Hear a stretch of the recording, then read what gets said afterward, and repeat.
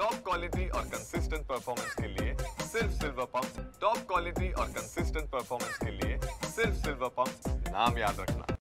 भारत माता की वंदे। अग्री समाज उन्नती मंडल भिवंडी तालुका अग्री समाज भवन या उद्घाटन सोहळ्याच्या प्रसंगी या विविध असलेल्या परिसराला जी नावं दिलेली आहेत, किशोर आरसी पाटील अग्री समाज भवन, स्वर्गीय पुरुषोत्तम मणिबाई मरुश्वर पाटील खुले रंगमंच, स्वर्गीय भगवान सेठ भोईर मधुकर सेठ भोईर सभागृह, स्वर्गीय द्वारकाबाई रामा पाटील सभागृह, या सर्व ह्या तपश्चर्येतून निर्माण झालेल्या वास्तूच्या प्रसंगी उपस्थित आपल्या तालुक्यातील राज्य मंत्री भारत सरकार श्री कपिलजी पाटील, माजी अध्यक्ष अन्न नागरी व ग्राहक संरक्षण विभाग महाराष्ट्र राज्य श्री आरसी पाटील, माजी मंत्री श्री जगन्नाथजी पाटील, माजी खासदार सुरेशजी टावरे, ज्येष्ठ समाजसेवक प्रकाशजी पाटील, माजी आमदार रुपेशजी म्हात्रे, समाजसेवक विजयजी पाटील, समाजसेवक विश्वासजी तले, समाजसेवक दयानंद चोरगे, समाजसेवक डी.के. म्हात्रे, ॲडव्होकेट श्री प्रमोदजी पाटील, समाजसेवक कुंदन पाटील, समाजसेवक अरुण पाटील, समाजसेवक पी.के. म्हात्रे, समाजसेवक जयवंत पाटील, समाजसेवक विशू म्हात्रे, समाजसेवक वसंत भोईर, समाजसेवक राजेंद्र भोईर, समाजसेवक राजेंद्र मडवी, समाजसेवक प्रताप पाटील, श्रीमती सपना भोईर, श्रीमती ललिता पाटील, श्रीमती दर्शना ठाकरे, श्रीमती जोशना मडवी,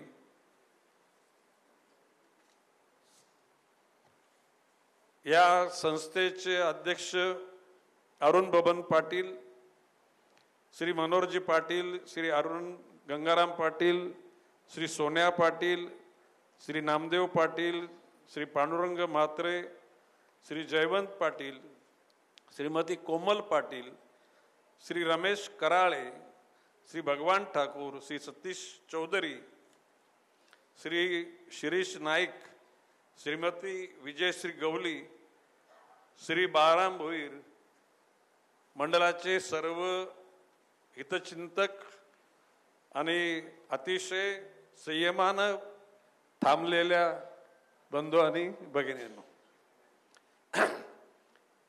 एखाद्या गोष्टीची निर्मिती होते त्या पाठीमागे उद्दिष्ट असतं. 17 वर्षाच्या तपश्चर्येनंतर आज अरुण पाटलांना यश आलं. म्हणजे अरुण पाटलांच्या आजच्या नेतृत्वाखाली जे रामाचा तप 12 वर्षाचा होता, पांडवांचा सुद्धा तप त्याच सुमाराचा होता, पण तुम्हाला 17 वर्षाचा तप करावा लागला. असो, एक गोष्ट खरी असते की सुरुवात ही कठीण होते. आता इथं म्हटल्याप्रमाणे समाजाचं हे वास्तू 17 वर्ष झाली, तर आरसी पाटलानेच सांगितल्याप्रमाणे जे हॉस्पिटल ते अर्ध्या कालखंडात होईल, साधारणपणे 8-9 वर्षामध्ये होईल, हा विश्वास मी देतो. गणेश नाईक बोलतो ते खरं ठरेल. म्हणजे तरी सुद्धा आम्ही फार जास्त सांगितला, जर का सगळ्यांनी एकरूपता दर्शवली तर तो काल अजून अर्धा येईल, म्हणजे साधारण 4 वर्षात होऊ शकतं. आता सुरुवातीला सांगतो, कपिल पाटलांनी मगाशी सांगितलं की वर्ग 1 आणि वर्ग 2, आता 2च्या करण्याकरता परवानगी नव्हतीच, परंतु आता म्हणजे राज्य शासनाला त्याचा फार मोठा मोबदला वगैरे द्यायला लागायचा. आता वर्ग 1 मध्ये आल्यानंतर कपिल पाटील पूर्वी ते जिल्हाधिकाऱ्यांच्याच त्या पातळीवर त्याचं वर्गीकरण व्हायचं, परंतु आता ते महसूल मंत्र्याकडे गेले. ते काय अडचण नाही, पाठपुरावा लगेच करा. साधारणपणे 2-1 महिन्यामध्ये ही जागा वर्ग 1 करण्याचे काम आपण करून टाकू. आता कपिल पाटील बोलले आरशी पाटलांचे 51 लाख असे हवेत तरंगते राहतात. आता त्याला स्टँडिंग द्यायची असेल तर जागा पाहिजे. आत्ता लगेच अर्ज करा. म्हणजे आता मगाशी डॉक्टर आमच्या किशोर नाईक हा माझा पुतण्या आणि he is leading doctor, surgeon आहे ना तो. हां हां आणि म्हणजे तुमच्या भिवंडीला त्याचा दवाखाना आहे आणि सगळ्या मोठ्या मोठ्या हॉस्पिटलमध्ये तो सर्जनचं काम करतो. तुम्ही करा. आता ते कपिल पाटलाचे ते म्हणजे त्यांचं खाजगी ट्रस्ट आहे. तुमचं काय विचार ते जरा जुळून घ्या. आणि त्याकरता उद्याला जर जागा पाहिजे असेल ती 25-30 जागा शोधा, सरकारी जागा. ती जागा देण्यासाठी तुझा गणेश नाईक तुमच्या पाठीमागे राहील. ती पण मिनिमम किमतीमध्ये. म्हणजे अवाढव्य व्यापारी भागातून त्या गोष्टी होणार नाहीत. आता मी मगाशी म्हटलं की हा एक सेंटर सुरू झाला. कुठल्याही गोष्टी सकारात्मक विचारातून केल्या आणि सकारात्मक वातावरण निर्माण केलं की त्याला यश मिळतं. माझ्या आयुष्यामध्ये मी यशस्वी झालो त्याचं कारण तुम्हाला सांगतो. मी कधीही स्वप्नात सुद्धा दुसऱ्याच्या वाईटाचा कधी विचार केलाच नाही आणि करणार नाही. अरे इतकं चांगलं करण्यासाठी वेळ नाही तर वाईट करण्यासाठी कुठे विचार, एवढी वेळ आहे कोणाकडे. मगाशी विश्वास थळेंनी सांगितलेली गोष्ट करे. विश्वास थळे, DK म्हात्रे, सोन्या हे माझे फार जुने सहकारी. म्हणजे मी ज्या वेळेला ठाणे जिल्ह्याचा जिल्हा प्रमुख, म्हणजे पहिला जिल्हा प्रमुख कोण, मोदा जोशी, दुसरा सतीश प्रधान, तिसरा शाबीर शेख, चौथा मी होतो. बरोबर आहे ना.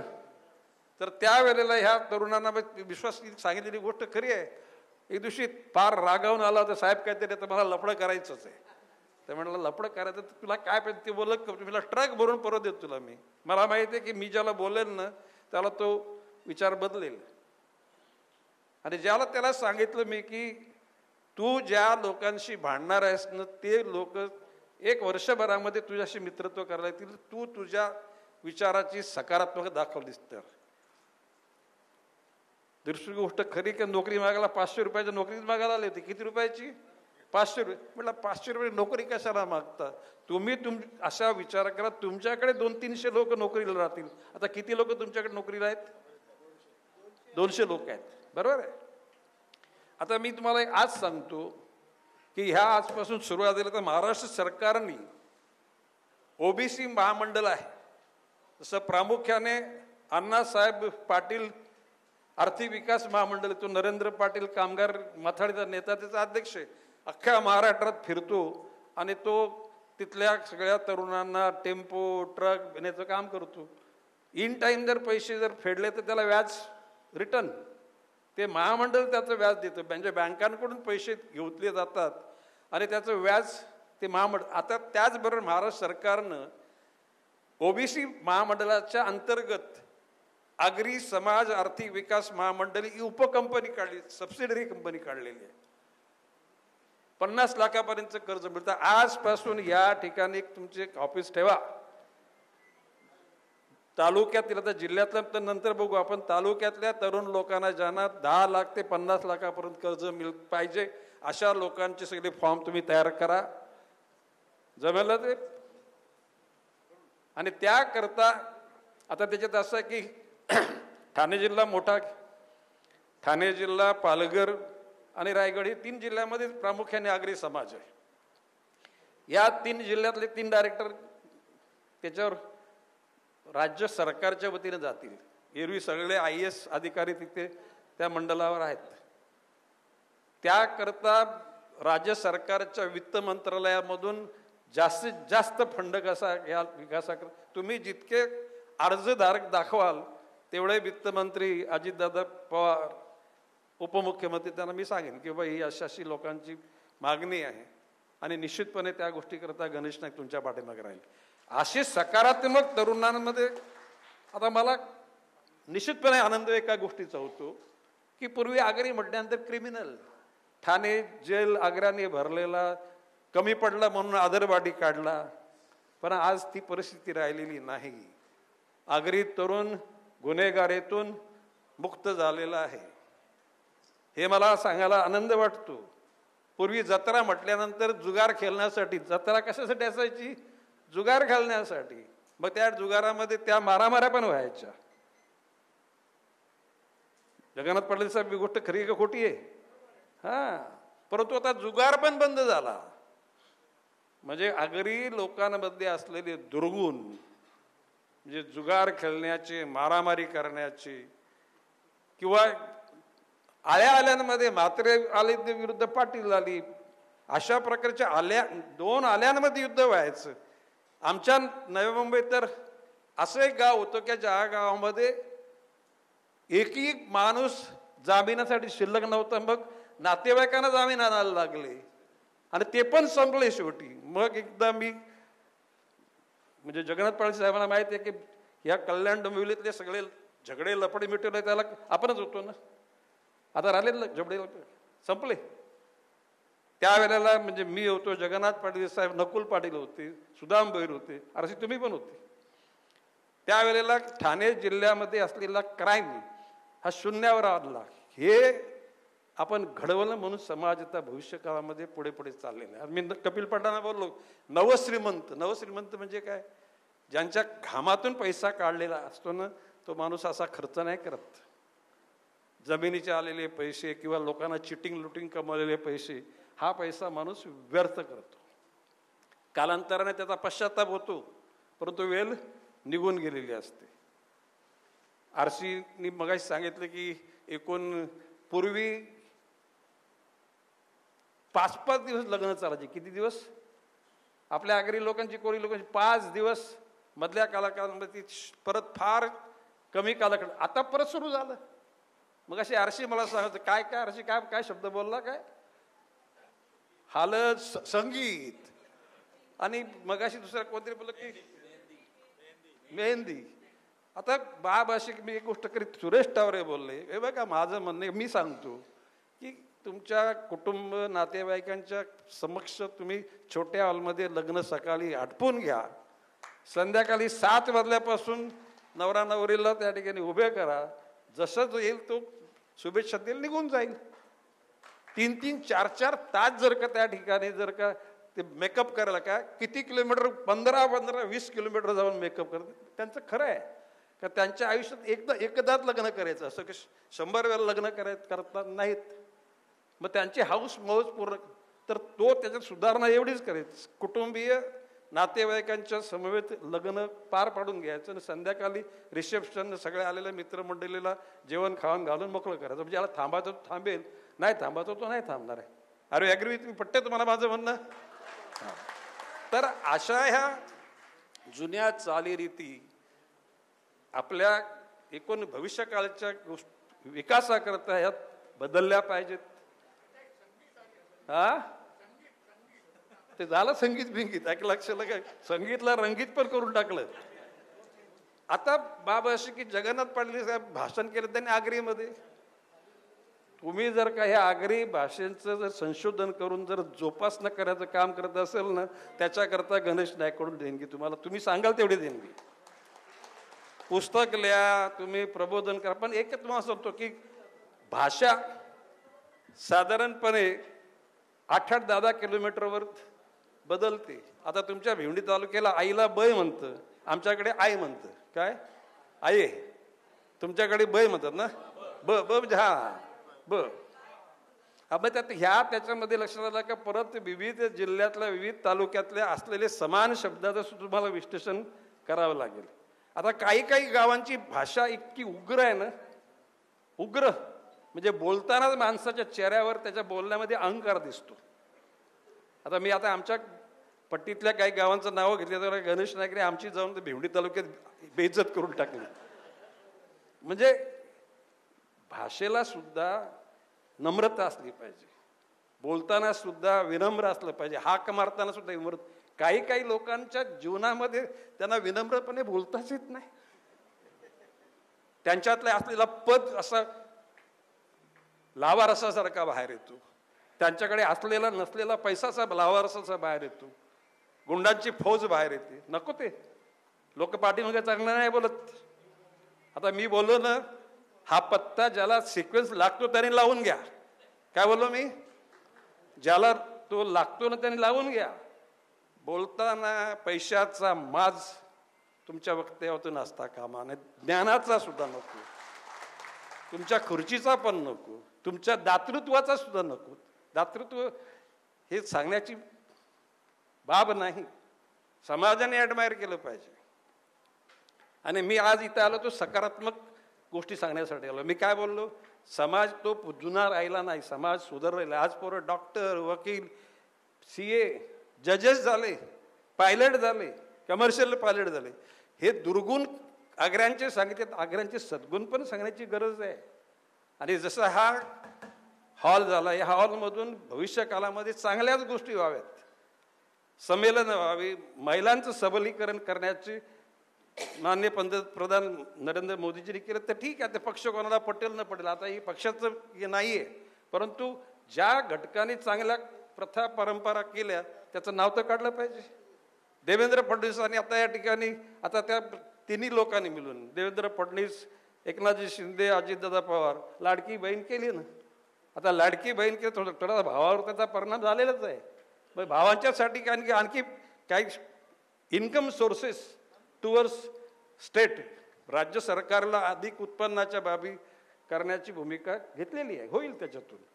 पण माझं असं म्हणणं आहे की स्पर्धा ही सकारात्मक असली पाहिजे, गुणात्मक असली पाहिजे. द्वेषाची स्पर्धा असता कामा नये. आणि जे लोक द्वेषाच्या स्पर्धेत गुंततात त्यांची प्रगतीच होत नाही. आता तुम्हाला मी आज एक शेवटची गोष्ट सांगतो की नातीगोती फक्त सांगण्याकरता असतात. आमच्याकडे ते 12.5% वाट लावून टाकली. ना राहिला भाऊ, ना राहिली बहीण. 12.5% म्हणजे बहिणी, त्यांची मुलं झाली आता म्हातारी, पण ती मुलं बोलतात तू जा तुझ्या भावाकडे जा, हक्क माग 12.5%. नाही राहिली. परंतु मी तुम्हाला माझ्या घरचं उदाहरण असतो, माझ्या घरचं ते जमलं तर बघा. शक्यतो दर रविवारी मी, माझा भाऊ म्हणजे ज्ञानेश्वर नाईक, संजू नाईक, संदीप नाईक, सागर नाईक, म्हणजे सागर 5 वर्ष महापौर, संजू नाईक 6 वर्ष महापौर, खासदार, संदीप नाईक 3दा स्टँडिंग कमिटी चेअरमॅन, 2दा आमदार, आम्ही सगळे एकत्र बसतो. म्हणजे संजूचा मुलगा पण, संदीपचा मुलगा, आम्ही एका टेबलवर बसतो दर आठवड्याला 8:30 ते 9:30, साधारण कधीतरी 10 वाजेपर्यंत. मग आमच्या नंतर आमच्या महिला बसतात. अरे कधीतरी एकामेकाच्या चेहऱ्यावर काय भाव आहेत ते टिपले पाहिजेत का नाही. कधी कोण येतो, कधी जेवतो, खातो, कधी नजरेला नजर पण होत नाही. बऱ्याच घरात ही गोष्ट खरी आहे का नाही. कधीतरी 8 म्हणजे आता ते 4चे 4 आठवडे नाही जमत, त्याच्यात 1-2 आठवडे अडचण होते. परत 2-1 आठवडे तरी आम्ही एकत्र बसतो, गप्पा गोष्टी करतो, चेहऱ्यावरचे भाव पण समजतात, चर्चा होते. कुटुंबातल्या महिलांना सुद्धा तो एक सन्मान मिळतो. म्हणजे सगळ्यांचं जेवण झाल्यानंतर सगळे एकत्र बसतात. म्हणजे माझा नातू 11 वर्षाचा आहे, म्हणजे संदीप नाईकचा मुलगा, पण त्याच्या म्हणण्याला सुद्धा आम्ही सगळी किंमत देतो. आम्ही ती विचारतो तुझं काय म्हणणं बाबा, एखादी गोष्ट म्हणजे ती व्यवहाराची त्याच्या वकोबातली नसेल ती विचारायला सांगत नाही आम्ही, परंतु जनरली त्याची भावना, विचार आणि लोकशाही किंवा समानता, या समानता बोलण्याकरता किंवा लिहिण्याकरता ते प्रत्यक्षात असली पाहिजे.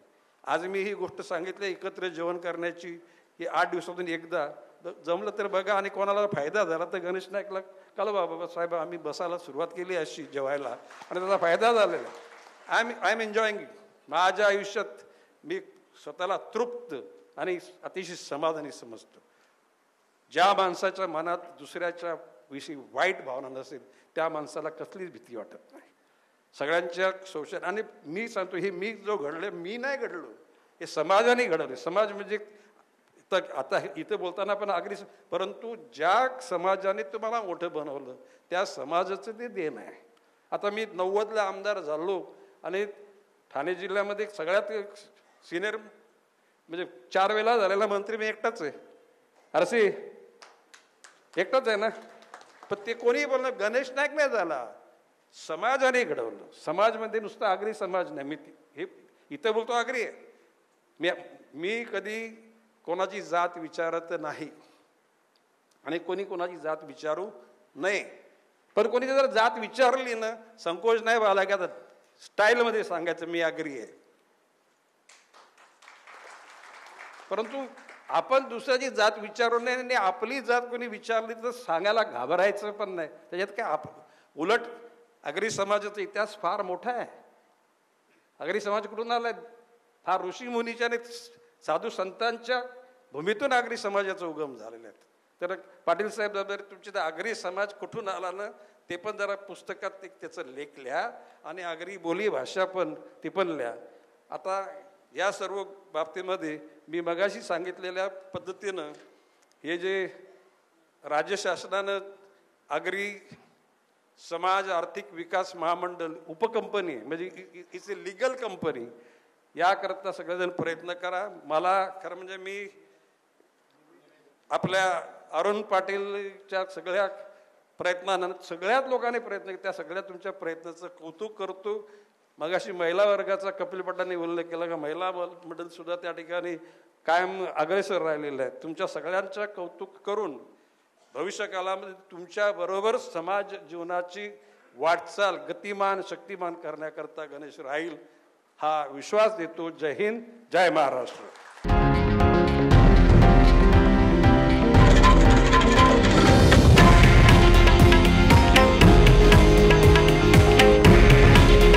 हे आहे देशातील नंबर 1 न्यूज नेटवर्क आणि आपण पाहत आहात TV9 मराठी. काळजी तुमची, हित महाराष्ट्राचं.